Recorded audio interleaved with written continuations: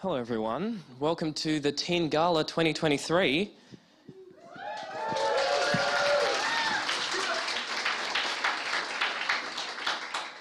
I would like to acknowledge that we are meeting on the traditional lands of the Bunurong people of the Kulin Nation. I pay my respects to their elders past and present and also acknowledge all First Nations people with us tonight. I'd also like to thank Fig, Russ and Jorgensen for the illustrations, which will be up on the screen. There'll be some photographs when people are talking. How's everyone doing? Good? Yeah? Yeah. Who have we got in the audience tonight? Give me a cheer if you're from a public school. Represent, yep. Private school, I can see anyone in here? Private school? They're scared. See, we scared them off. That's what we did. Anyone from a private school? Yeah? You over there, what school did you go to? Yeah? Okay, and that's private? Yeah. Did you have a rivalry with any of the other schools? None?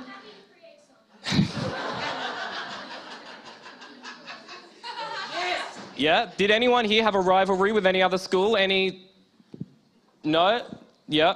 Yeah, against Hawaii White Sticks. Oh, that's it. Because I went to a public school, right? So our rivalries are a little bit different. My rival school was the local juvenile detention centre, and they just kept stealing my classmates. It wasn't good, but it was a lot of fun though, because I feel like the teachers at public schools, we get some characters. Anyone had a fun teacher at a public school? Yeah? Yeah, you cheered too loudly. There's definitely something going on there. I'll tell you a bit about one of my teachers. One of my teachers was a music and psychology teacher, and he got arrested for being disorderly at an anti-vaxxer protest. I'll tell you a bit about this teacher. In year seven one day, he walks in, opening line Monday morning, he says, "Do you kids know what a hangover is?" We said no. He put on Rick and Morty and fell asleep in the back of the classroom. Who knew that this was going to be the guy who was getting pepper sprayed in the face in a shirt that said "Reclaim the Line"? He did give me a C in psychology once, but he sent me that C from a cell. So, it evens out. But yeah, I've just finished year 12, which is, thank you. A lot of 18ths in year 12. One 18th, I was getting an Uber home afterwards, and you kind of leave quite late, maybe like 1 o'clock in the morning, and we're all out the front of the house, and I know my Uber kind of is coming past because I can just see it speeding. There are lights flashing inside, and the song Pump It Up is just playing on full volume. My friend just turns to me and goes, "You're gonna die if you get in there." Uber pulls up, the guy rolls down the window and goes, "Are you guys having a party?" So now I definitely know I'm gonna die. So I get in the Uber and I say, "Is this an Uber for Marley?" And he is offended. He goes, "I'm not just an Uber driver, I'm also a storyteller." And then he proceeds to play a rap song that he wrote. The backing track is just God's Plan by Drake, which is a little bit ironic because I feel like I'm gonna need God's plan. Right, now he just starts rapping a song about fake friends. He pulls down a karaoke microphone and just starts rapping. I am terrified for my life at this point. Car pulls up in the driveway.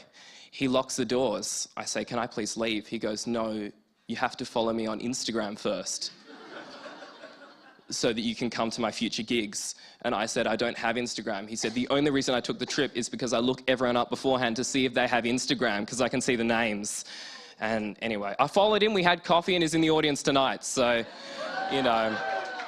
it worked out. What else have I been doing? I've had so much time on my hands, I've been watching reality TV shows. Anyone watch Bondi Rescue? Yeah, it used to be great, right? It used to just be like lifeguards just like saving babies, like punching perverts. It was it was so good, but it has gone downhill. Like now the lifeguards, they are tough. They still are tough, but the stuff they say doesn't match. Like I was watching one episode and one of the lifeguards just goes, "Hey Ezekiel, do you reckon you could go and save that baby? I would punch the shark, but I'm fully vegan now." Like completely.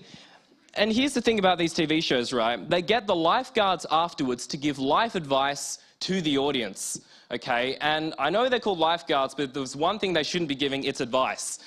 Direct quote from season 17. They asked the lifeguard to give advice to the audience, and this is what he said. He said, boys and girls, you got to think of life like a sandwich, right? Because whichever way you flip it, the bread's always going to be on top. How does that save you from a shark attack? In what world? I went on schoolies. I did go on schoolies. We went away. And I found myself almost on an episode of Bondi Rescue. Yeah, we went to Anglesea. And we go out on paddleboards. We're swimming in the ocean, right? And what happens is I find myself in a rip. And I'm being dragged out into the middle of the ocean. And my friends are over there laughing. Right, not the best thing to do. They're giving me advice, but the advice isn't working. They're like, just do doggy paddle. Just do doggy paddle, you'll be fine. I'm drowning. Okay, so I see this lifeguard, this wasn't a lifeguard, just a random surfer, darts towards me, saves me, picks me up, and I get out of there. I'm on the shore. And my friends go, that is the hottest man we've ever seen that just saved me. Then the next day, we go back to the beach, and my friend, right, is in the water, has to get rescued. This time, two lifeguards bring them out, and then my friend just looks at me, having almost drowned, and goes, I beat you, they're even hotter than the ones yesterday. So, you know, I feel like this is the type of life advice that the lifeguards on Bondi Rescue should be giving. You know, like, stuff the dating apps. Just go out in the middle of the ocean, pretend to drown. You got a 50% chance of death, but a 50% chance of marriage. So, may as well roll the dice. Do you want to get your first act up? Yeah? All right. I think we should practice some clapping, okay? So we're going to do like an applause wave. So we're going to start on this side of the room, and this side of the room, don't clap yet. So we're going to start here, and we're going to go slowly, and we're going to work our way around. Does that sound good? Yeah. All right. So do you guys want to start now? Start clapping and applauding? And we're going to work our way over here, and we'll save that, and we'll do it again when they come up, but I've got to introduce them first. So Reggie is a young singer and songwriter from Melbourne who finds solace in writing music, drawing inspiration from a range of genres. Please welcome them to the stage to play two of their own songs. It's Reggie Lee. Let's do it again.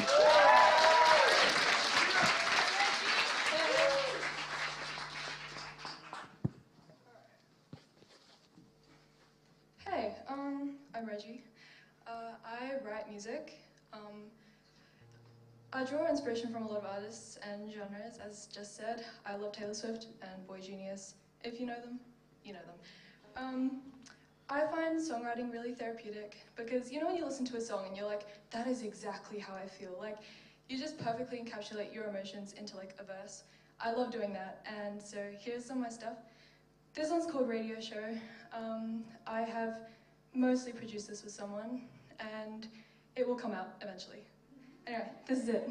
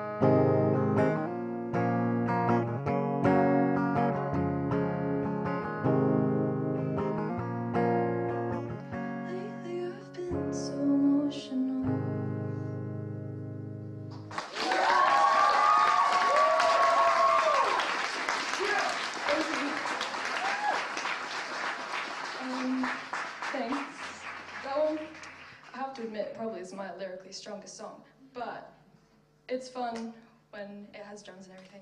So bear with me on that one. This next one is originally on piano. I wrote it about an old friendship that just didn't work out, and I think that's just a common life experience that we all go through.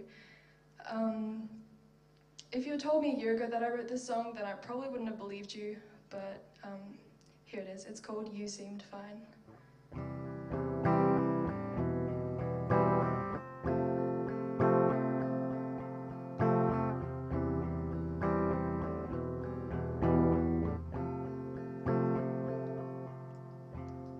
I don't like that it's time to let go. I stare at my feet, hoping you'll turn to me, listen to me. Pick up the phone, your words feel like smoke, thick in the air, heavy in my head. Your presence is a drug, I'll take part in an addiction, even if it means I force you to listen. You can't even look at me. Don't wanna talk to my face. The things we don't say, it lies in between us. And you said we'd be okay, but it might be too late now. You taught me how to live. I share my whole life. You threw it away just as fast as I came, and you seemed fine.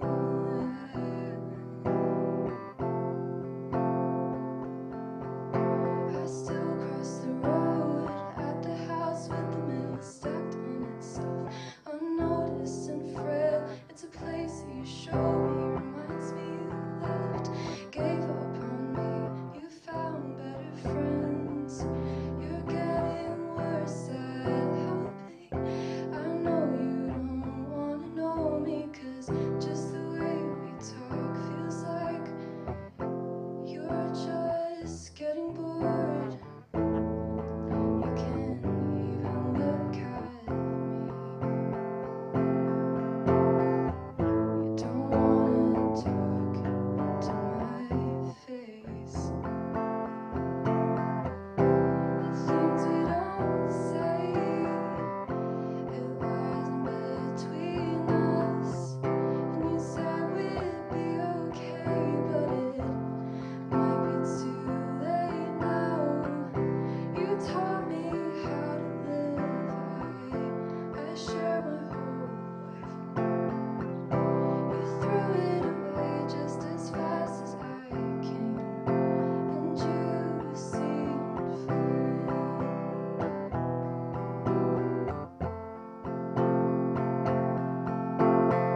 I don't know if it hurts you too.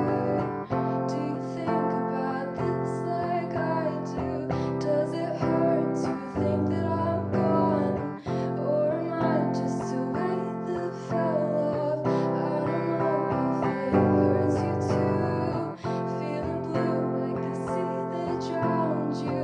Does it hurt to think that I'm gone? Or am I just a weight that fell off?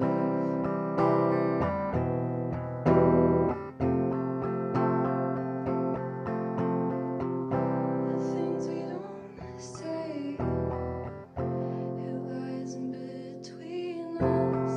And you said we'd be okay, but it might be too late now. You taught me how to live. I share my whole life. You threw it away just as fast as I came, and you seemed fine.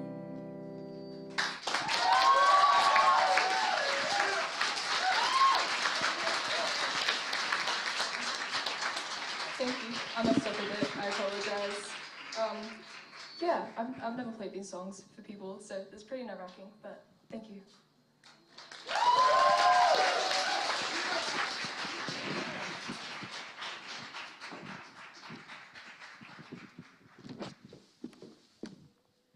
Give it up one more time for Reggie Lee, everyone.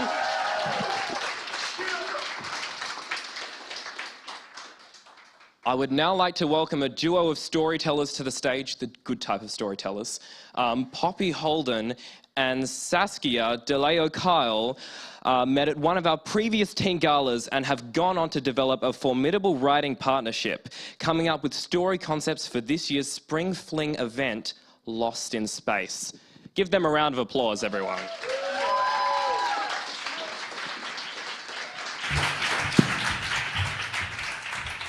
Hi, I'm Poppy. And I'm Saskia, and this is a piece we wrote together. It's called Staged. Stage direction. Clementine spots Olivia at a uni event and approaches her. Olivia is trying to avoid her, but due to her polite nature, isn't sure how to tell her she doesn't want to talk to her. Oh my God, Olivia, is that you? I haven't seen you in so long. Clementine. Hi. How are you? I'm good. Well, I'm stressed, but I'm good. I've got exams coming up. You know, my mind's a bit all over the place. You remember me in high school, I'm sure. I could never keep any information in my head for too long. Anyway, I'm doing this health and PE class, and the guy that teaches it is so stage direction. Olivia interrupts and begins an inner monologue. She's reminded of when she first met Clementine. The audience will relate. Everybody has someone they don't want to talk to. I remember when I started high school. The first day. Worried I wouldn't make any friends, that I wouldn't fit in. Walking through that crowd of people didn't subside my fears either. Clementine was in the centre of it all. I admired her then, maybe with some jealousy, but it all left when she looked at me and walked up to me and learnt my name and never left. You totally should have been there. I was so stage direction. Clementine is cut off for another monologue. Did we really say that Olivia has a polite nature? She was always centre stage, taking up the spotlight. There was a rotating cast, friends coming in and out of fashion. People were glad to just make the audience. Me? I was happy in the ensemble. I like to think I was the closest, maybe even the understudy. But Clem's superpower was to make everyone feel that way. And he was just, I don't even know, but stage direction. Here we go again. I might always have had a problem with her. Deep down, she never seemed to really know me or care. She would always talk about herself, which was okay, mostly. But there were little things, so many little things, and they built up. But I ignored them because I was busy with exams, with work, with real life, not the production that high school can be. When I study, I'm in control. I control the outcome, I control how far I can go. Stage direction. Now that is relatable. Which is another way Clem and I didn't click. She didn't understand why I put so much effort into studying because everything was waiting for her.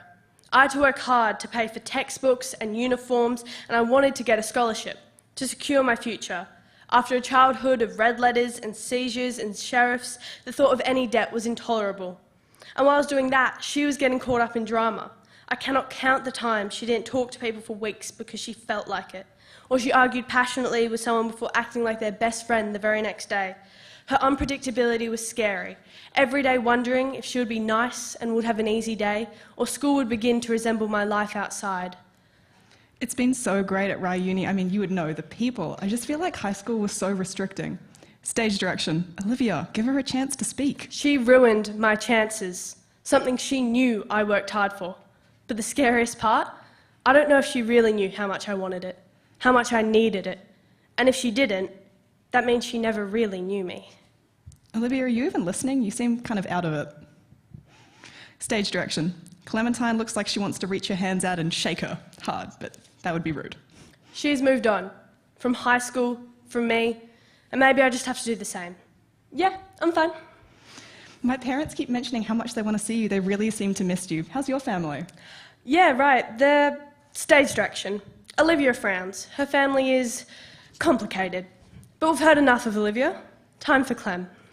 Of all people and places, I never suspected that I would find Olivia Harrison here. Talk about a small world, huh?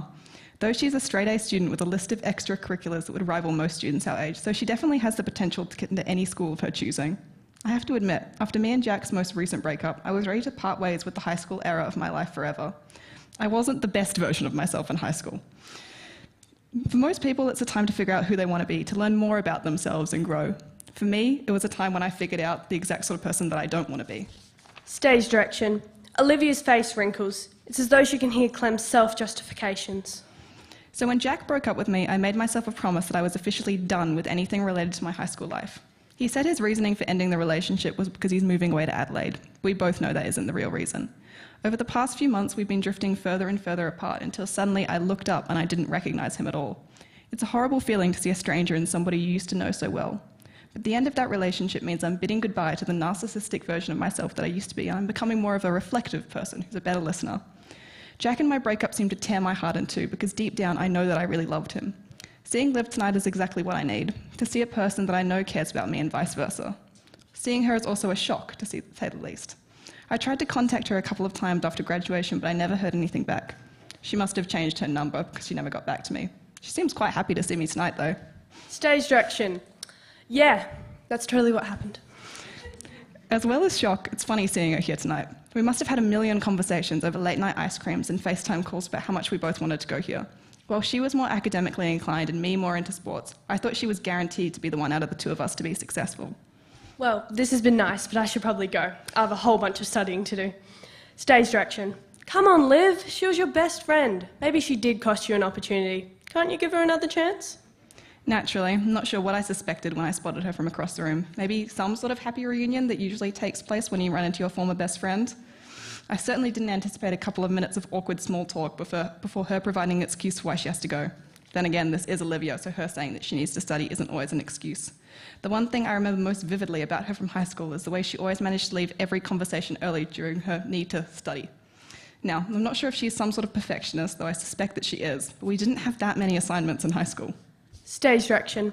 Clem projects confidence, but they really did have that many assignments. Listen, don't get me wrong, I love Olivia with all my heart. She was such a good friend to me in high school, and I'm sure that she's still a really good friend now. And yet there were moments when I felt like she wasn't even really my friend at all. I felt abandoned so regularly because she just simply wasn't there, physically and emotionally. Her mind was always elsewhere, and she always just seemed to tune out when I started trying to talk to her about what was going on in my life. Then I just felt like I had to repeat myself to her so many times that I just wanted to scream. She was a good friend sometimes, but distant other times. Nobody's perfect, I guess. I just hoped that when I saw her today in university, I was hoping we had both matured enough to actually have a conversation together. But look at her, running away to spend more time pointlessly studying. I guess only one of us matured. No, please stay. I haven't had the chance to tell you about Jack. He called me up the other day and... I just need to move on. Listen, it's been great, but I really have to go. Stage direction. Olivia begins to walk away. Clementine is upset. Clementine stops her. Liv, please, I feel like I haven't had the chance to talk to you at all. Her performance kept us together through high school. After all my hard work, after the references I worked for and the time I sacrificed, after all that focus, it was Clementine's fault. She posted the video. She hurt my future. She laughed when she said it showed I could have fun. I cried when I was declined for the Chancellor's Scholarship. They'd warned us about the importance of demonstrating good character. The social media fallout was... So I walked off the stage, out of Clem's show, out of her life. You meant a lot to me. You mean a lot to me. Clementine, just stop. Remember all the good times, though? The midnight snacks and the horror movies? Come on, Liv, we were best friends. You have new friends now, right? Plus everyone else from high school. You are surrounded by people who love you. That's just not me anymore. What? But Liv, I miss you. I'm sorry. Done with the theatrics. Stage direction. Clementine looks devastated as Olivia walks away for the last time. The very last time. Right? Right. Please don't tell me we're doing this again.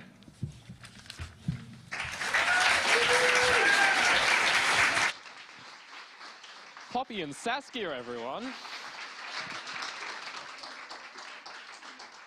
Now we're going to bring out Abigail Kay. Abigail is a Year 9 student from the outer reaches of Melbourne who won this year's Out Loud Poetry Slam in the Year 7 to 9 category. Do you guys want to hear the poem?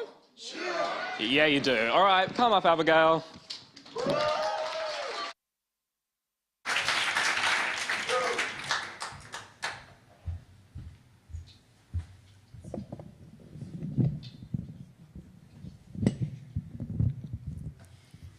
Hey everyone, hope you're having a good evening. I'm Abigail Kay and I'm 14 and this is my poem Crimson Canvas.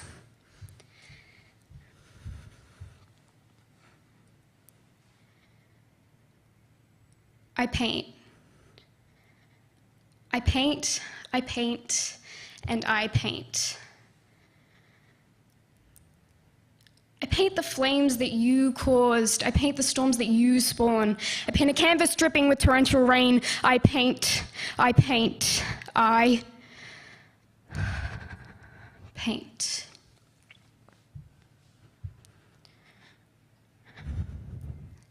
I see reds and yellows of autumn leaves, light as feathers toppling from trees, lifting expectations' weight.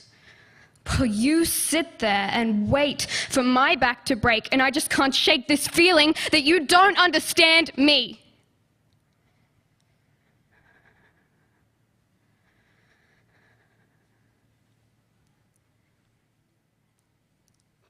Because beneath my facade, I'm nothing. No one.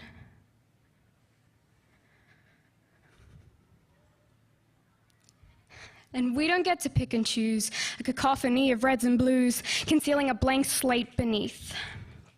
Pallid and plain, we coincide with the pain on a canvas, dripping with torrential rain. My brushstrokes become splatters of anger like wildfires rage, layers of red staining the page until all I see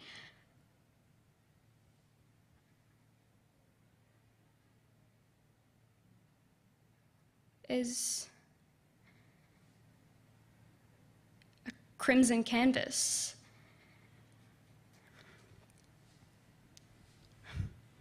And when I surpass expectation, they tell me, well done. Feeling giddy, I thank them and run, my careful composure coming undone. I run and I run, I don't mean to be blunt, but my bag weighs a ton as I run like a gun, and I run and I run and I run.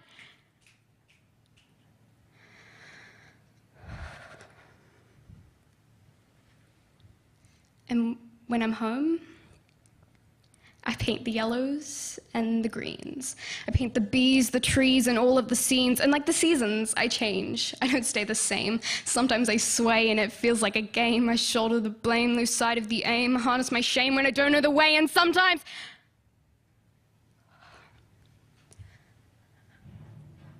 I just have to stop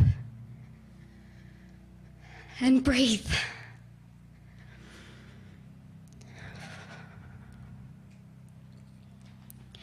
And if the goal is progress, not perfection, then how can I succeed when I fear rejection? I look at my reflection, but all I see is the need for correction in this scrutinous dissection that is society, and so I paint.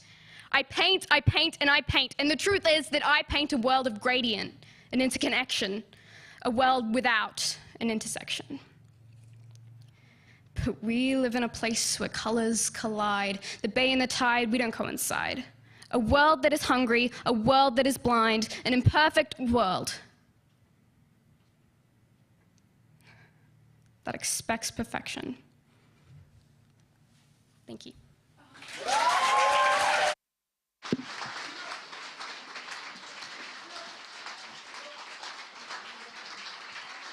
Abigail Kay. We can see why they won the award. Next up, we have Claudia Sherman, a Year 12 student and the winner of this year's Kill Your Darling School Writing Prize. We got 2 award winners back to back. That's pretty good. Are we glad we came out tonight? Yeah. All right, come on to the stage.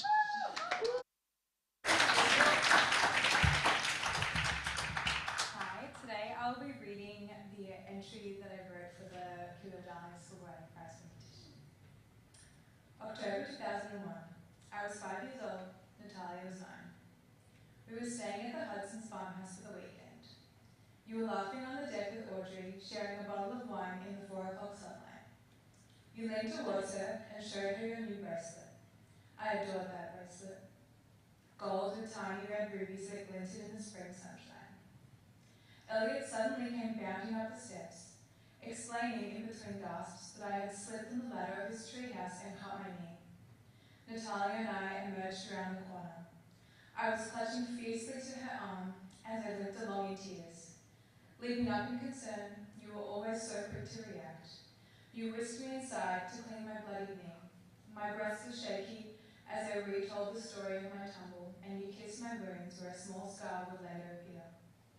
After a pink band-aid and a cookie, I swiftly recovered and raced out to rejoin the troop. You return to your seat next to Audrey, laughing and shaking your head, letting the curls that we share fall softly around your face. The blaring sound of my alarm abruptly ends my sleep. I drag my weary body into the bathroom and let the warm water of the shower ease the ache of my muscles. I wash away the lingering fatigue. Creeping back into the room, I try not to make a sound and change into the clothes I've laid out. I consult my reflection, try and fail to liven up my appearance. The bags under my eyes have felt cavernous recently, and I'm aware of the lines etched into my still youthful skin. I let out a chuckle in spite of myself, thinking how frivolous my concerns are. My skin is infinitely less important than the fragility of an aging mind. Gazing into the mirror, my reflection is vastly different to the face I knew just months earlier, now bearing the evidence of sleepless nights and difficult decisions. I wonder if these imperfections age me beyond my years. And the creases on my skin seem to be my most striking feature now. But perhaps I'm overly self-critical. A quick bite of breakfast, bag packed, and I'm out the door, driving through the quiet streets as the neighbourhood slowly wakes up. It's days like this I wonder if I should reassess my living situation. The constant cycle of early mornings and late nights is taxing. Somehow my eyes droop as I squint through the windscreen. Natalia and I decided it would ultimately be best to maintain the level of familiarity found in our family home. Last night was the first night I slept in my own bed in 2 weeks. But I had to let go of the night nurse after she allowed you to wander to the left after dark twice in 1 week. We simply can't afford that kind of negligence at this point. The doctors prescribed you a small dose of risperidone, insisting it was necessary. But the pain in my heart when she listed the risks, increased cerebrovascular adversity, it was agonizing. Making such decisions for your own mother is incredibly jarring, but then so is finding her doing circles outside in tears because she doesn't recognize the town where she spent most of her life. I had food poisoning 2 weeks before my 11th birthday, and it was the most unwell I have ever been. We thought it was from the chicken I'd eaten for lunch. It had an odd coloration, he said. I was up all night, sweating, chills, nausea, and everything in between. I was so sick I could barely stand up. So, you carried me to the bathroom to wash my head and cool my sickly, fevered body. You lay with me as I shivered under the bed sheets and dabbed me with a washcloth when I overheated once again. For 11 hours you tended to me, reassuring me that I would be okay. I knew in that moment, although not consciously,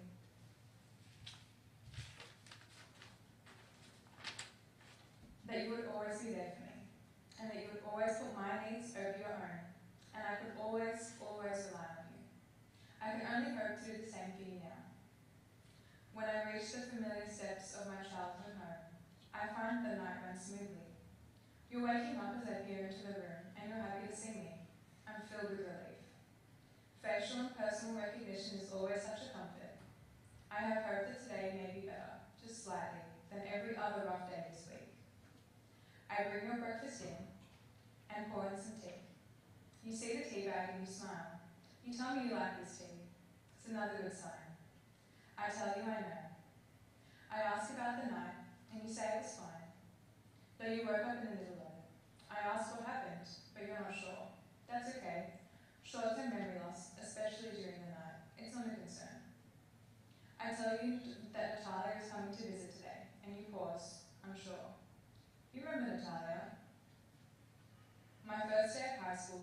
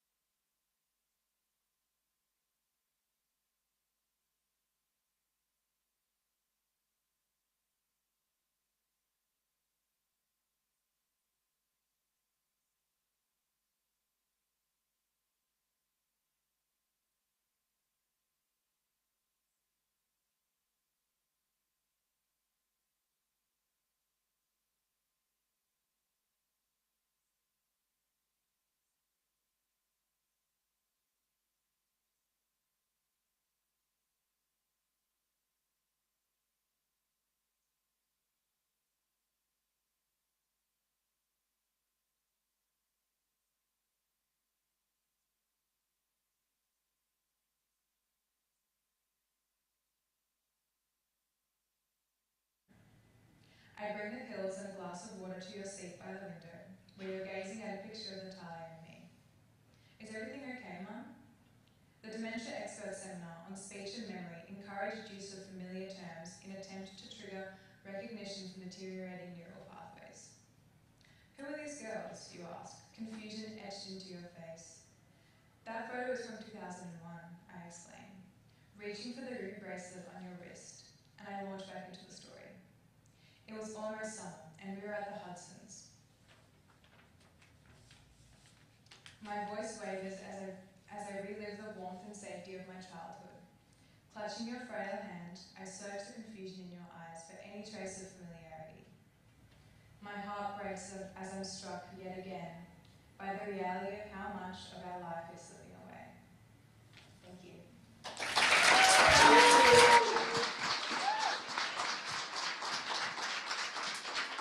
Thank you, Claudia. Next up, we have the 2023 winner of the Plain English Speaking Awards. That's 3 for 3. Wesley Chen, a recent high school graduate and a Kwong Li Dao scholar at the University of Melbourne.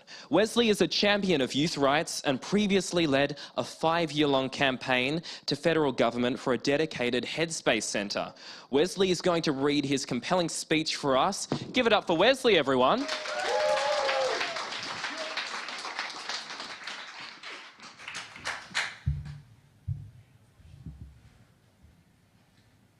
5 years ago, in a world before COVID, I found myself standing face to face with my grandpa. He was visiting from China on a holiday trip and decided to stop by in Melbourne to see us. It had been almost a decade since he last visited. I still remember those first words he said to me at that family reunion. He said, "小孩子这么大了." I stared back at him blankly. We stood there silently. At that moment, I realised that I couldn't understand it. Since that interaction with my grandpa, I knew I had to do something about it. About the embarrassment I felt. About the frustration of not being able to speak to my own grandpa. I spent 2 years in middle school studying Chinese, and in my spare time, I visited art galleries and museums to read more about my culture. I came to learn that my grandpa was commenting on how much I'd grown since the last time he saw me. In reflection, it's a regrettable reality of how quickly first-generation immigrants lose connection with their culture. Chinese festivals were never a big part of my family's calendar. I would often realise an event on the day it occurred, and celebrations didn't go beyond a trip to the park. As a small child, I loved going on these walks, especially during the windy days of April when I would fly my bright red kite, which I affectionately named Bob. Without even knowing it, I was actually participating in the hallmark tradition of Qingming Festival, of kite flying, which Qingming Festival is known for. Mesmerised in my adventures with Bob, I had little idea of the deeper significance of commemorating past ancestors. Much later, I also learned that Qingming Festival is not just a cultural holiday, but also marks an extraordinary intellectual achievement. Through observing the sun's position in the sky, the ancient Chinese created 24 solar terms to explain seasonal changes in their environment. Qingming, one of the solar terms, signals the most optimal time for farmers to start ploughing and sowing for spring. When we lose the ability to communicate in a certain language, we lose the chance to learn about the traditional wisdom of that culture. Knowledge which has been distilled and refined through countless generations. Moreover, the impact of language loss extended beyond just my family life. I remember the summer of 2020 when I visited the local community's Lantern Festival. To my dismay, I felt estranged. Like a tourist disembarking from a plane in a foreign country, I felt welcomed as an outsider. I couldn't speak to the dragon dancers in my heritage language, and I relied on a hybrid of English and Chinese to order my dumplings. Once again, I found myself embarrassed and isolated.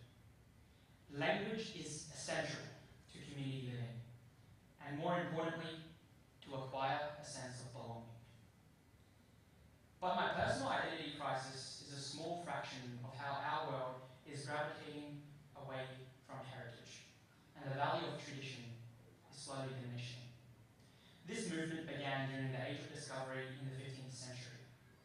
The greatest impact that resulted from this time was the rise of colonialism, which still exists today. One effect of colonialism was the marginalisation of minority languages, and by extension, their speakers. Those living under Britain's colonial rule were taught to read and write in English. It was a method which claimed to educate, but was in fact a means of systematically eradicating entire cultures. This phenomenon was experienced by communities across the world, but none so much as those which occupied Australia before the settlers. Indigenous Australians were not only physically abused, but they were also culturally oppressed by having their language rights taken away.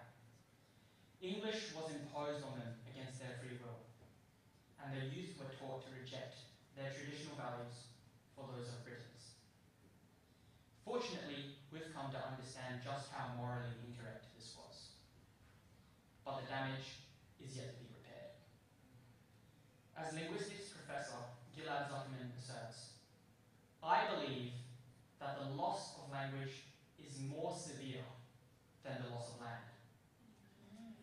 Since 1991, the percentage of Aboriginal and Torres Strait Islander people who spoke a native language at home declined from 16.5% to 9.5%. Research has identified this trend as a causal factor of self-loathing and suicide. Reviving languages can therefore improve individual mental health and community well-being. The essence of cultural preservation lies within the ability to sustain language, and practicing traditional languages, whether written or spoken, is a fundamental right.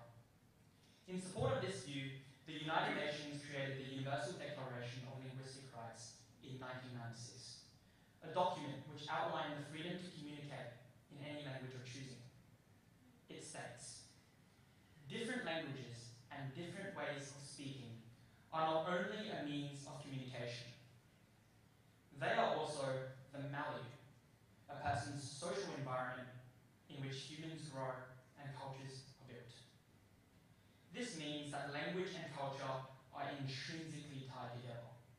Therefore, denying one's language would be equivalent to violating their human rights. But the road to recovery isn't so simple. As a product of the colonial age, English has become too widespread. So widespread that it has become a means to achieving a successful career. In the 21st century, the choice to learn English isn't really a choice anymore. Take Singapore, for example. In 1987, it adopted English as an official language, given its importance for business, diplomacy, and technology. Their schools now use English to teach most subjects, including math, science, and even their own history. This decision was made by the government out of the interest for economic gain. But Singapore's language evolution is coming at a tremendous cost. Whilst the nation is increasingly getting better at their English, other traditionally spoken languages are slowly waning.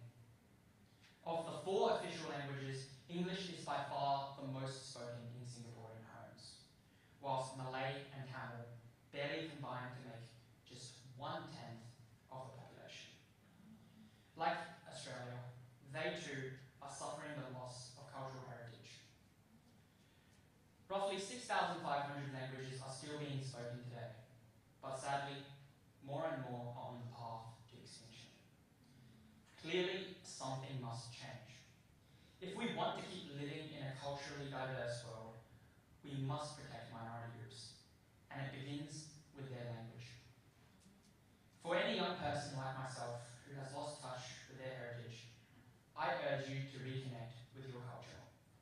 Although I can't say I've fully done so myself, I'm a whole lot closer than I was 5 years ago. I'm now able to have conversations with my grandpa, and he still comments on how much I've grown.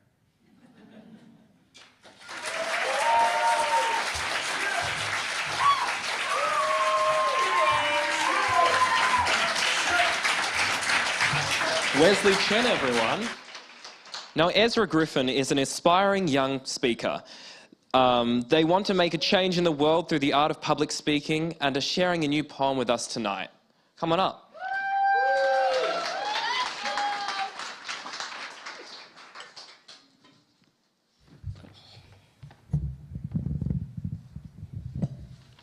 Good evening, everyone. My name's Ezra Griffin. I use he, him pronouns.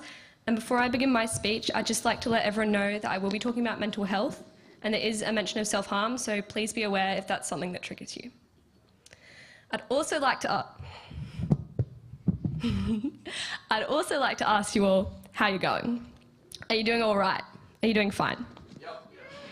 Oh my God, I'm so happy to hear. That is amazing. Well, as I told my teacher when he asked me how I was going yesterday, I am doing fine. I'm a tad bit nervous, but I'm doing fine. And then I asked him how he was going, and he was like, you know what? I am doing all right. I saw my friend when I was walking through the school gates yesterday, and I was like, oh my God, hi, how are you? And she was like, you know what, Ezra? I'm doing fine.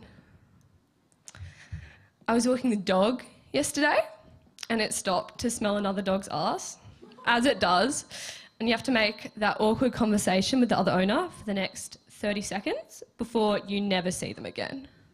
And the guy was like, how are you? And I was like, oh yeah, I'm fine, thanks. And yourself?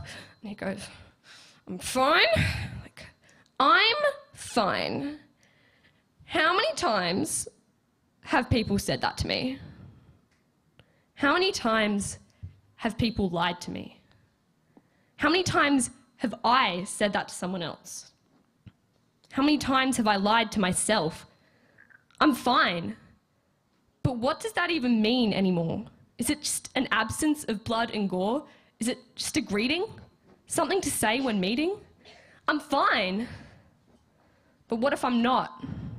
Then what do I say? If I tell you the truth, then you won't go away. You'll make me explain, and I don't know how. It's just sort of a feeling, and wow, I'm fine. Why explain when I can leave it at that? Explaining's harder than a flip from a bloody acrobat. Anyway, what right do I have to not be okay? No reason or word in any which way. I'm fine. I'm not a kid dying in Israel or Palestine, in Iran nearly dead just to pray at my shrine. There's nothing to be sad about. Yes, I'm sure. I'm not starving with food. I can always have more. I'm fine. I'm white and half rich. My skin gives me privilege. Taking for granted the roof over my head, the fact that I sleep in a proper bed, I'm fine. There's nothing for me to complain about. So is it yet another thing I have to get because of the clout?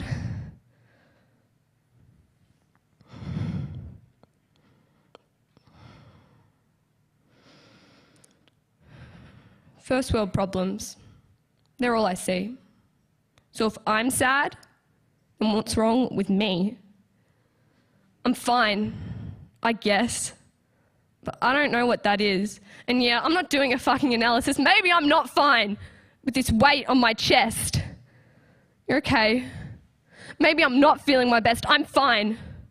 Yeah, I am. Because I know what's worse. Yeah, I've been there. It's not my first.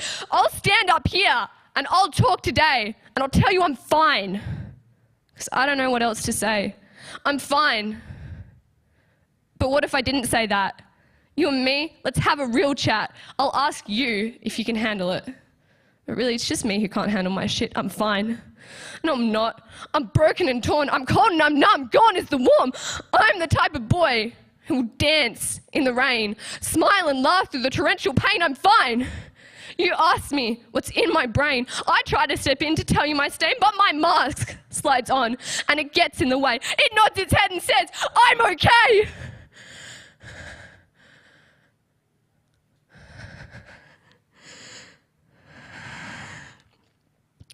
I'm fine. Oops, that kind of slipped out. I shouldn't have said it, but I needed to shout. It writhed inside me, under my skin. And if I didn't let it out, I was scared it would win. I'm fine. No, for real.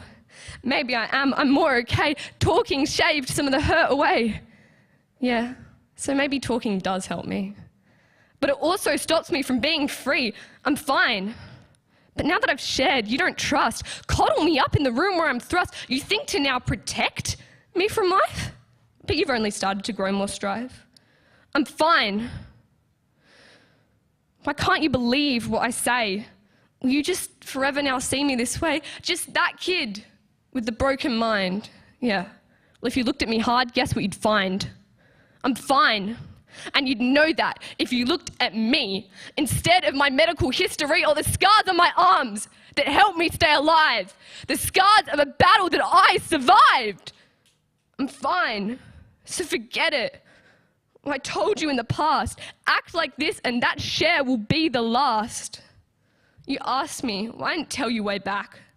Yeah, well, look at you now, how you react. I'm fine. So everyone stop assuming I'm not. I'll say it again, I'm fine, but there's only so many I've got. It's just some sadness inside of me. You get scared though when you start to see I'm fine. I read this poem to a friend and she worried about me again. She looked at me in a scared type of way and I bet you can guess what I started to say. I'm fine. Ironic. But I don't know how else to communicate because I'm scared it will obliterate the fun we can have if she worries about me. I don't want her to worry about me. I'm fine. Yes, I know you don't think so. I'm sorry, but what do you really know? All these assumptions about mental health, people out there donating their wealth, I'm fine. So stop saying I'm not. Only I can make that call, deciding that plot. You know, it's not all that wrong to be sad. But I know you just see it as something bad. I'm fine. I don't want people to cry with me. I want people to smile at me. I want to get over these times, to be free. Because when we're together, I'm truly happy. I'm fine. Everyone thinks if I have these thoughts that happy times are always not, but they're not. And I need you to believe. Because everyone in life has miseries. I'm fine. I'm fine, and I'm so tired of explaining it. But if we can go back, I'll put in some grit. I just want it to please stop defining me. I'm so much more than painful memories. I'm fine. And even if I'm not, what's it up to you to butt your butt in? I'm sorry, but it's kind of true. It's my problem. I don't want it to be yours. So before you take action, please pause. I'm fine. At a point in my life, I'll admit I wasn't, but it's time to move on. Don't say it isn't. I'm fine right now. But how about you? What type of shit have you been through? Thank you.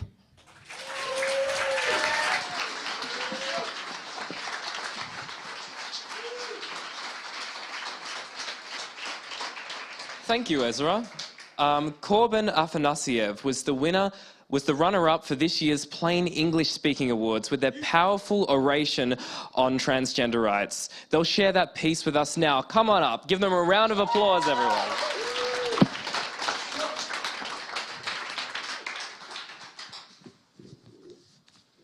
like to start with a quick preface. I wrote the speech in its first iteration about 7 months ago, and as you've probably noticed, the political landscape has changed quite a bit since then. Between the referendum and the genocide in Palestine, there are plenty of bigger social issues that are dominating the media landscape right now. Nevertheless, I stand by everything I will say today. We as progressives have a tendency to shift our activism to the next big thing, to leave behind the non-trending causes. I think it's important to not forget about the needs of the marginalized communities just because others have it worse right at this very moment. Anyhow, the world is burning. The climate catastrophe, a ticking time bomb of world-ending proportions, is only being accelerated by corporate greed. Wars are being waged across the world over arbitrary lines on the ground, leaving hundreds of thousands of civilians and children dead and displaced. Protesters and journalists are being suppressed, killed, and jailed for daring to expose and challenge the status quo. The rising cost of living, falling union memberships, stagnating wages, and a brutally hostile rental market are creating a deadly recipe for suffering, backdropped against record-breaking corporate profits that line the pockets of the owning class. And yet, despite all these perfectly good reasons to worry and maybe even panic a little, a chorus of politically influential voices are drawing public outrage towards another issue altogether: the culture war, specifically the battle against woke gender ideology. Drag queens, armed with picture books, are on a mission to convert all of your innocent Christian white children to transgenderism. Woke teachers are handing out hormones at schools, leaving poor parents in the dark about the indoctrination being done to their own kids. Homosexual, polyamorous, transvestite groomers are on a mission to pervert and abolish the sacred institution of marriage, their ultimate goal being nothing short of the complete obliteration of Western civilization itself. These statements are saturated with highly emotive buzzwords designed to agitate panic and outrage in less politically literate. These statements are also patently, demonstratively false. Now, it's easy to dismiss such rhetoric as obviously hyperbolic and detached from reality that it's almost embarrassing to even consider it seriously enough to refute it. This attitude, however, neglects to give due heft to the very real dangers posed by this debate, both at the interpersonal micro level and at the systemic political macro level. Despite the fact that these and all similar culture war arguments aim at little more than diverting political attention from the aforementioned tangible crises plaguing the world, by polarizing public discourse and antagonizing the working class against an imagined other, we must nevertheless reckon with the real people caught in the crossfire of this, for whom this is tangibly a matter of life and death. The normalization of the transgender debate and anti-queer sentiment in modern political discourse has pushed these ideas from the fringes of socially condemned bigotry into the window of acceptable debate. This has led to dangerous, hateful ideas becoming mainstream, emboldening those who strive to prevent human rights, equality, and dignity from being the political default. Jeremy Wiggins, CEO of Transcend Australia, has said that the climate around trans issues in our country is, quote, incredibly hostile and damaging to people who are already a highly marginalized population. One effect this hostile climate has had on real people's lives is to limit transgender folks' access to life-saving medical care. The widespread arguments surrounding transgender healthcare have made it politically challenging to provide necessary training to medical professionals and to fund accessible public services for gender-affirming treatment, especially for young people. In Victoria, children under 16 can technically access the adolescent gender service at the Royal Children's Hospital. It's the only one in the state, and the wait list is sometimes so prohibitively long that it's not practically accessible for most. Imagine for a moment with me that you're a kid, about 12, and you're starting to notice that something is off. As you enter puberty and go to a single-sex school, something you've never really thought about, gender, becomes something which causes you severe distress called gender dysphoria, from the Greek word for anguish, or literally heavy to bear. So, what do? In an ideal world, you go to your GP and they refer you to a gender clinic. It's not a complex process. You get an initial appointment relatively quickly, and there you get specialized therapy to help you understand your relationship to your gender, as well as being prescribed puberty blockers, a temporary and reversible measure to put distressing physiological changes on hold until you're old enough to decide whether to allow your natural puberty to go ahead or to go on opposite-sex hormones. The system is pretty simple. What happened to me, however, was that my GP failed to mention, let alone refer me to the RCH gender service. It took 3 more years and a diagnosis of anorexia, which I developed as a way to mediate the dysphoria I felt by minimizing visible secondary sex characteristics. This is far from uncommon. As a 2015 study found, the transgender individuals are 4 times more likely to develop an eating disorder than their cisgender counterparts. Only after that was I referred to the waiting list, and then spent another 2 years on that waiting list due to severe underfunding and understaffing, a consequence of the aforementioned political barriers. By the time I got to my initial appointment, 5 years after first presenting signs of gender dysphoria, I was finally unceremoniously shoved to the private sector to get the treatment I needed because I was too old. I wish my story was unique, but unfortunately it's the last thing from it. I personally know at least one person who also aged out of the RCH care and had to get on the adult clinic's waiting list and start over the whole waiting process. You have to understand, life-saving treatment is not an exaggeration. On top of the prevalence of eating disorders in the transgender population, gender-affirming care has been found to reduce the risk of suicide among trans individuals consistently.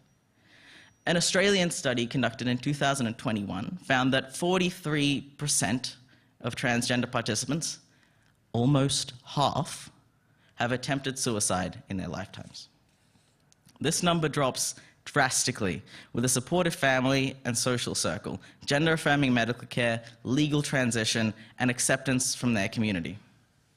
This study also cites interpersonal microaggressions as an exacerbating factor of suicidality, which I don't think I have to spell out for you, are not reduced by the cultural narrative that frames all queer people as an abomination and a vermin to be eradicated from public life.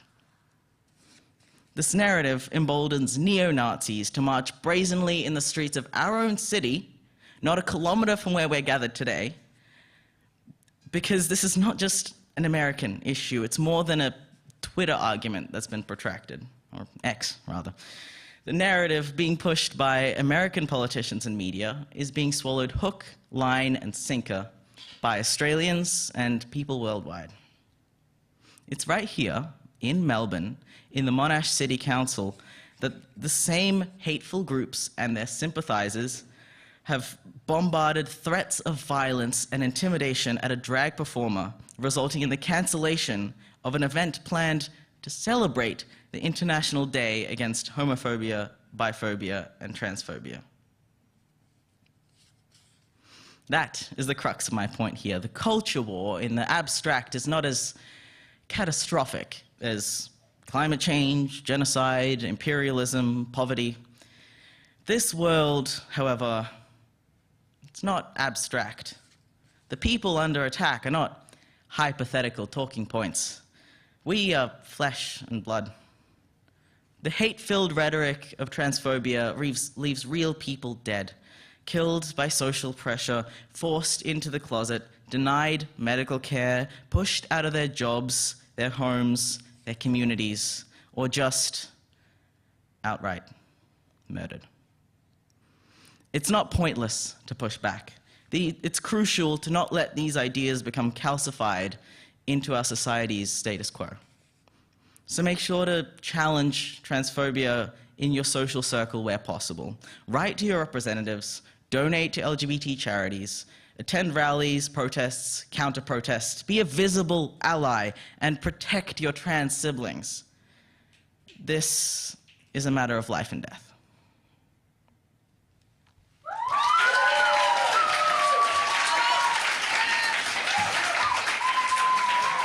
Let's absolutely raise the roof for Corbin for that incredible speech. Next up, who here, show of hands, came last year to the Teen Gala?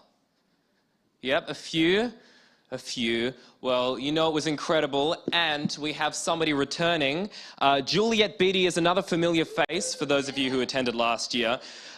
Juliet was the crowd favourite at the Carey Poetry Night this year, and the winner of the Out Loud Poetry Slam for Upper Secondary. Give them a massive round of applause.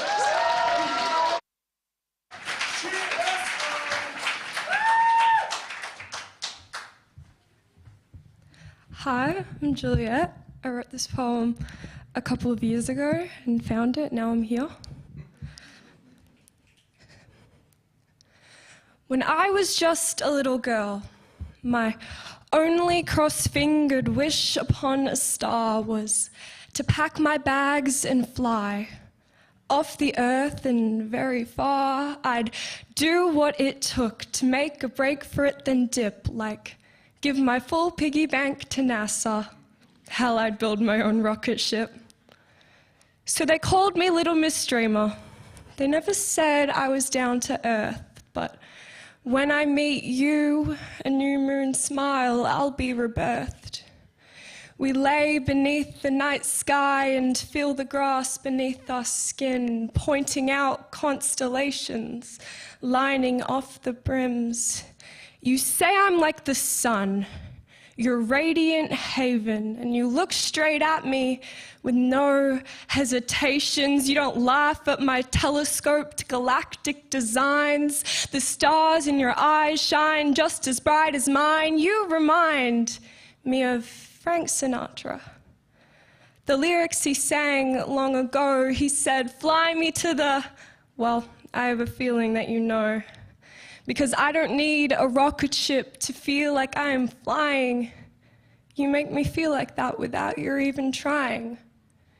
You say I love you to the moon, but I'm shooting past the stars. I'll see you on Neptune, Venus, then we'll fly to Mars, because down on Earth problems fill the air and suffocate us still. No gravity can pull us down when love shoots up and builds. Who would ever catch us riding interstellar waves? And when a star dies, I promise you, I'll hold your hand and brave, because the comets in my stomach, they fly, they won't sit still. I'll craft the full-blown Milky Way to the backbone of your thrill. I want rusty love, deep red scars, love, grow old love only found on Mars. Love, I want Saturn love, like put a big ring on it, love. I want Saturn love, satin gowns, expensive crowns, kind of love. I'll give the world to you, love, give you Saturn love, hand in glove love, big hotel love. I want limousine love, ringed love, love on the sun, that kind that blazes and fires. Won't call you Pluto love, 'cause your place next to me will never expire. I want Mercury love, not murky love, Mercury love, for eternity love, simple love, out bold love, hand hold love, black hole love, whole galaxy kind of love. It'll be if we meet one day. When the stars are aligned, it goes one small step for man, one giant leap into my mind. And with our love on the sun, I will grasp to every sight of any golden spear of light that flights from you. You are more than a dream, than a wish on a star sky and sky above. What we'll have is nothing less than solar system love. Thank you.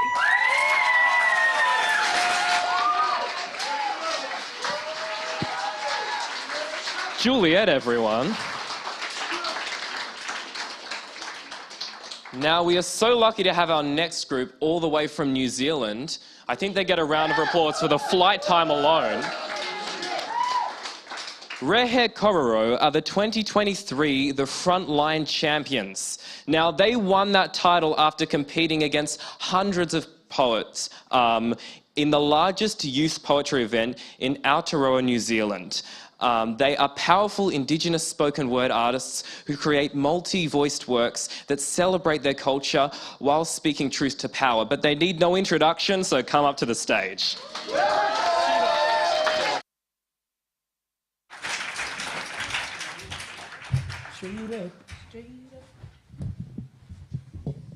Yo, yo, yo, what is up, my fellow Australians? It is us, your cousins from New Zealand. Woo! Hello. This is only 3/4 of our team. 1/4 is in the audience right there. Yes, sir. Okay, yeah. So it's such an honor to be here. We came here for the Trans-Tasman competition. That was sick. Yeah. So it's just a privilege to be here and share our truth. Yeah. Right before we start, I'd just like to give a special shout out to the bro Wesley. your speech was amazing and we all connect with it. And in fact, the first poem that we have speaks on the same topic of language loss. And so, yeah, let's get right into we it. hope you guys like it. Yeah, but just in terms of Wesley, yeah, I think it's really important. I think the loss of language, you know, a culture can't exist without a language, so straight up. And also, if you hear a bit of clicks in the audience, you can click if you hear something you like. Yeah, You raindrops know, of can everyone positivity. click for me, please? Click, Yeah, click, click. nice, nice, nice. You can say ooh if you like to. Okay, we'll get into it. I ngā wā o nehe I rere aitere o Māori. I whakaraui ka mātou ki Aotearoa, te whenua ka whakaora I a tātou. Nā te whenua tēnei I pua wai e mana hua ai te arero. Nā te whenua tēnei I ora ai. Ko wai, ko wai. I tai mai ngā tautangata mā runga waka pū tātara. Ka kitea te pihikete, te pākehatanga, I tau mai ki runga I tō tātou whenua. He ha tēnei mea te missionary, te whaler, te land surveyor, ki rei rā te kehua I trading our guns, ngā blankets, ara ngā diseases. Ina no atu ngā Pākehā I tau mai ki New Zealand, ma te paipera the English language is taught. I hanga rātou I tētahi treaty, they sign it, kuare of the implications me ngā kupu hidden in between the lines. Ki reira a Governor Grey. Nā I tuku mai te army o te karona. What unfolded was mate, haipapa aiwi, land loss. The only koha his ope taua I hoatu was one of genocide. Te ika a Māui is glossed over with a thick layer of toto and koi. Land is signed off into the ringarau patu of settlers and out of the hands of Māori. Along with it goes the reo. Forced into written form, whakairo of burnt to ash. Ahurea Māori deemed savagery, tikanga and kaua classed as offensive. Industrialization. Another way of saying Forced displacement and poverty for Māori. We sip on white paint to stain mouths the colour of the colonizers' comfort. Te reo rangatira is drowned out by the noise of the English curriculum. The crack of their supplejack whips and rulers leaving bruises to last generations. Grandparents cover their grandkids' ears at the sound of it, afraid of the echoes of past. They flip our narrative into something that's easier for them to swallow. My great-grandfather's name was Te Whetu Marama o Te Atakarena. Changed it by deed poll to Fred Garland. They were so greedy they needed to take the first thing he was given. The system controlled them like chess pieces, exploited the broken parts of our people, the parts they created. This language was beaten, bruised, blamed out of our kaumatua, and lost to the flick of a pen. Less than 180 years past. A culture dismantled by a crown from across the sea. A community stolen away from the land. A history scrubbed away like blood from skin. This is how a language is lost. This was how our language was lost. And yet, ke kone mātou e kōrero punua nei te reo Māori. Tahi, I whakatūngia te kōhanga reo tuatahi I te tautahi mano. I warau wari te kaumārua. The first kōhanga reo opens in 1982. A link between a loss of language and its survival. A link between kaumātua and mokopuna. Rua, e oke I tā te ururua, oke a ururoatia. It is not an easy battle. People versus power. So we chanted power to the people. Kauro tonu te reo Māori. Toru, no papatua nuku tōku mana e ihe kei tika tonu mai ki a hau. Our ingoa were carved into this whenua before we got here. I was the land's namesake. Ko au te whenua, ko te whenua ko au. Land back, language back. This is how a language is being relearnt, reclaimed, revived through us. Ka whawhai tonu mātou, moake, ake tonu atu. Thank you.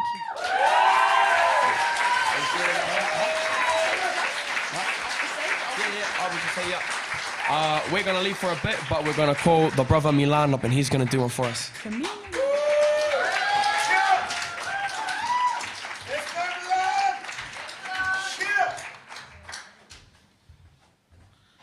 Check. My name is Milan. Yeah. So, I'm not a serious person, as you can see. Yeah.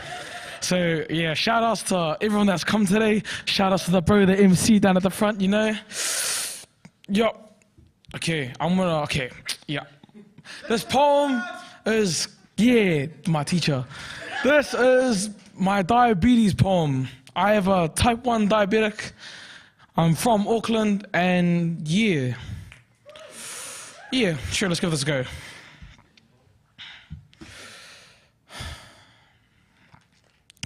I've always been a Pacific Maori boy. My culture, just like my thoughts, spread out in all different directions, connected by the ocean. People like me, like raw fish and rugby league, binging Netflix with R&B blasting in the background. My life is like an R&B record on repeat. The only thing I love more is... oh, that's right. Food! From the very first moment when that trifle hits my taste buds, the flavor swirling on my tongue, entranced by the textures and aromas of every bite. Man, I love food! And you know what? That wouldn't be a problem if I didn't have a non-functional pancreas unable to cope with the sweetness that courses through these veins, so most days I have to do it myself. So why am I always being slot in with the people who sit at home doing nothing? Is it because I'm a little bigger than others? This stereotype that since I'm fat and brown, this is more likely to be self-inflicted. Self-inflicted even if it wasn't. I don't need your opinion. The freedom we lose when that doctor walks in diagnosing our condition. Nah, problems we have to live with to the day we draw that last breath.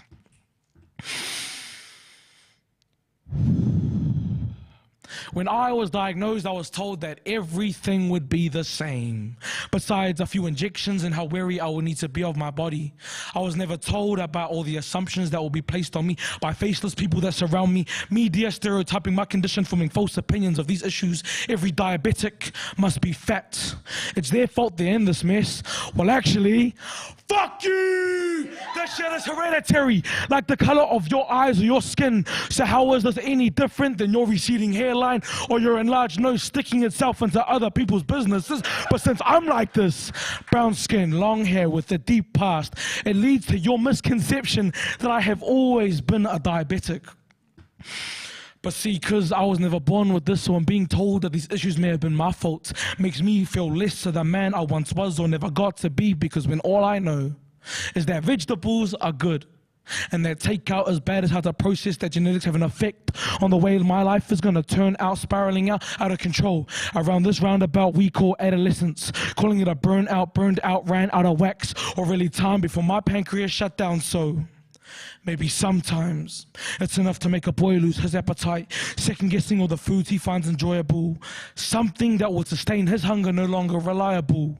A burden he carries everywhere he goes. So do you know what it's like to force food down your throats with tears forming at your eyes to wash away the pain? Only problem was tears won't wash away the pain of needles being latched onto your stomach, teeth seeped into your pancreas, and every bite only ever eats away at myself. Thoughts of unfulfillment rummage throughout my head, wishing it was all a dream. Restless nights from waking up so weak, unable to move, hoping that someone will save me from my coma. Grateful that someone did, but still wondering, would have it been better just to let myself go? And when that starts, you begin to ask yourself, when will this pain stop? When will I be able to stop lying to myself and accept this burden? So sticks and stones may break my bones, but your words will forever scar me. And I'll wear those scars and bruises like a patch, eternally etched into my back, reminding me of the life I lived diabetic. So next time, when something comes out of your mouth, remember that it can affect what goes into ours. I am not a diabetic. I have diabetes. It is not who I am. It is a part of me. It does not define the quality of my character. So next time you want to binge Netflix or smash down some raw fish, holla. But leave your misconceptions at the door, because there ain't no room in this group chat for disrespect. Now, excuse me. I think it's about time this diabetic have some of his insulin, because I think it's time for him to come down from this high. Kia ora.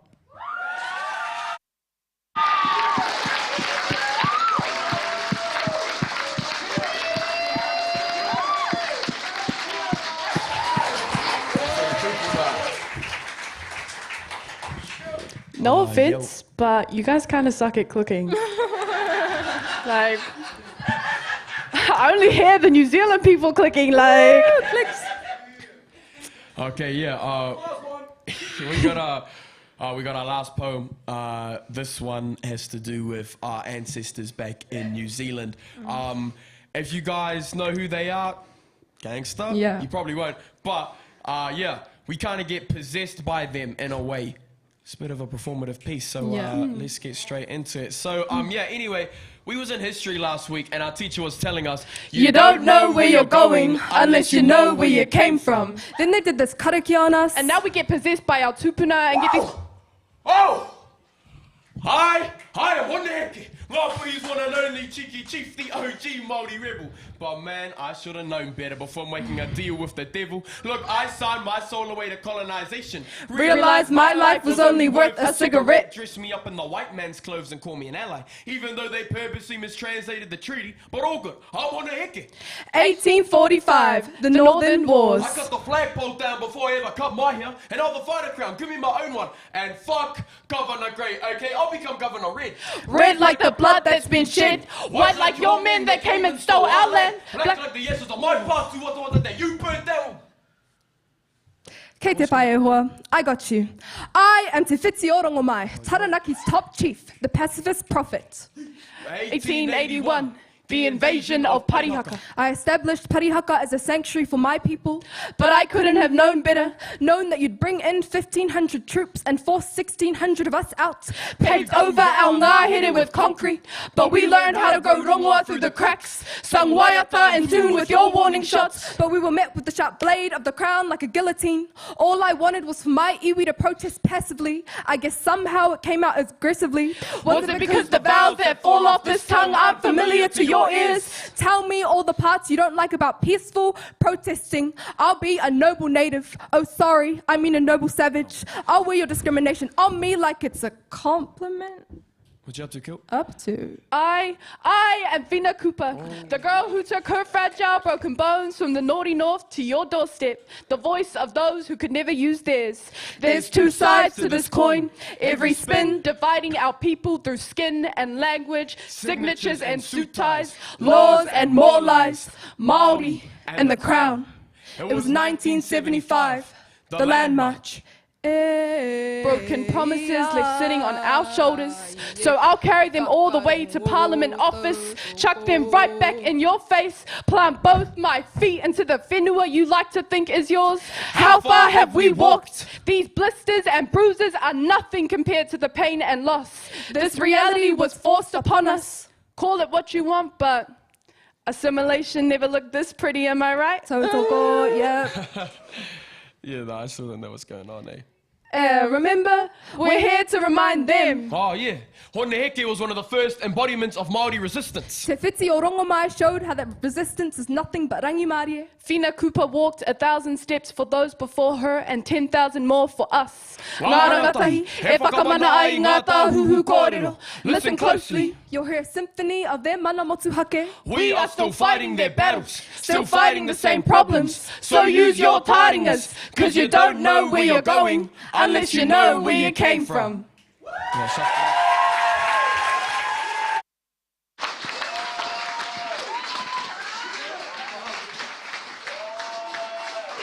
Weren't they absolutely incredible? Now, I think we have a final performance, but before that, I think we might have to clear the stage. So I might fill in time or something. I'm Marley. I forgot to introduce myself at the start, but we know each other now, so it's fine. Are there any mums in here tonight? Yeah, a lot of mums in here tonight. My mum isn't here tonight. She's got to work, which means I can say whatever I want and it's all good. So, are they filming it? I hope not. Anyway, when I was in like year 6, I went on my first school camp. I handed my mum the form. She handed one back to me already signed. The suitcase was already packed. I hadn't even told her where we were going yet. It's almost like it didn't matter. Now, mums in here tonight, what do you do when your kids have like a medical issue? Can you solve it? Is that the general consensus? No. Well, my mum's different. Now, she's not a doctor, right? But like I came home like 3 months ago. I was like, Mum, I've tested positive for COVID. I've got to isolate. She's like, it's because you're not drinking enough water. That's what it is. It's because you're not drinking enough water. Like, I rang her from school a couple years ago. I was like, Mum, I think I've broken my leg. We need to get an x-ray. She was like, it's because you're not walking enough, okay? You really need to stretch the muscles. Like, I was like, Mum, I'm having a heart attack. I've got a pain going through my chest. Can we go to the hospital? She was like, nah, you need 2 Nurophens and have a lie down. It's like she's trying to kill me.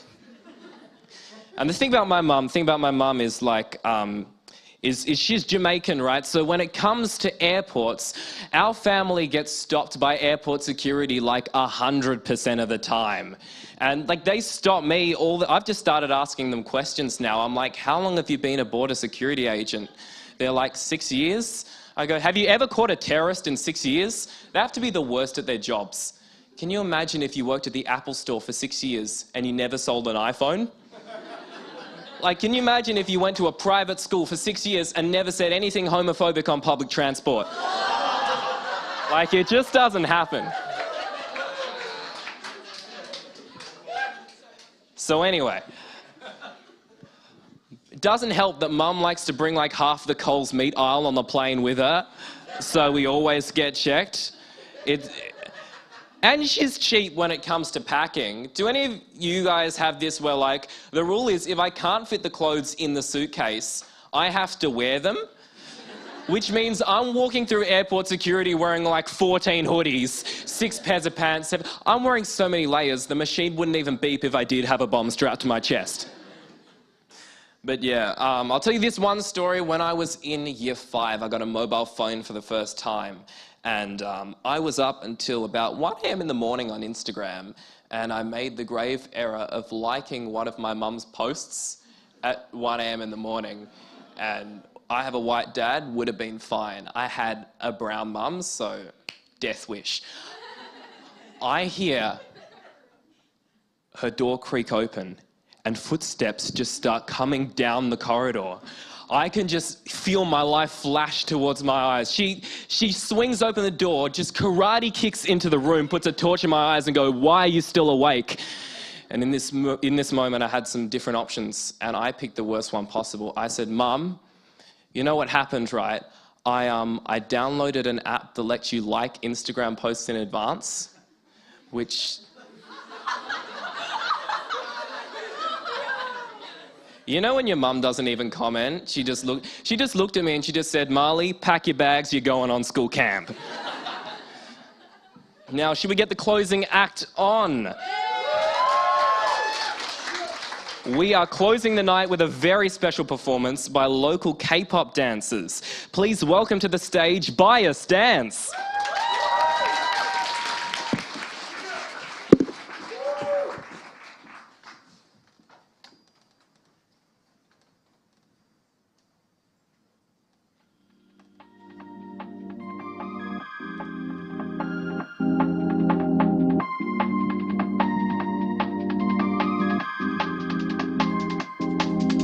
I'm super shy, but wait a minute while I make you mine, 떨리는 지금도 you're on my mind all the time. I wanna tell you, but I'm super shy.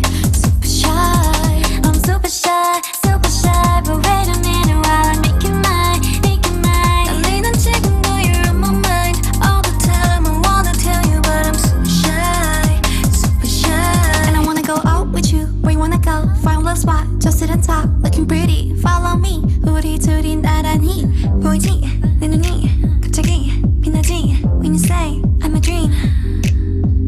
You don't even know my name, do you? You don't even know my name, do you? 누구보다도 I'm super shy, but wait a minute while I make you mine, 떨리는 지금도 you're on my mind all the time. I wanna tell you, but I'm super shy. I'm super shy, but wait a minute while I make you mine, 떨리는 지금도 you're on my mind all the time. I wanna tell you, but I'm super shy. 나 원래 말도 잘하고 그런데 왜 이런지 I don't like that. Something about you, yeah, you're special and you know it all the time, babe. I'm super shy, but wait a minute while I make you mine, 떨리는 지금도 you're on my mind all the time. I wanna tell you, but I'm super shy. I'm super shy, but wait a minute while I make you mine, 떨리는 지금도 you're on my mind all the time. I wanna tell you, but I'm super shy. You don't even know my name, do you?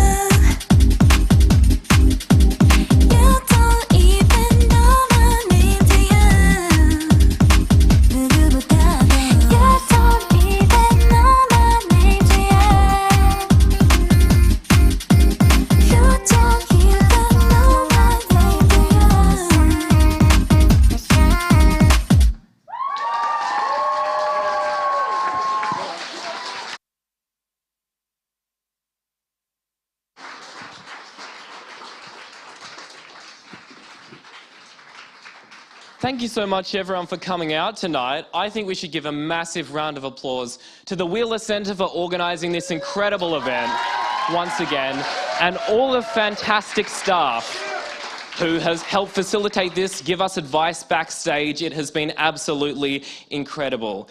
And thank you guys all for coming out once again and supporting this. This has been great. So can we get all the performers back onto the stage so we can give them one last round of applause and they can take a bow?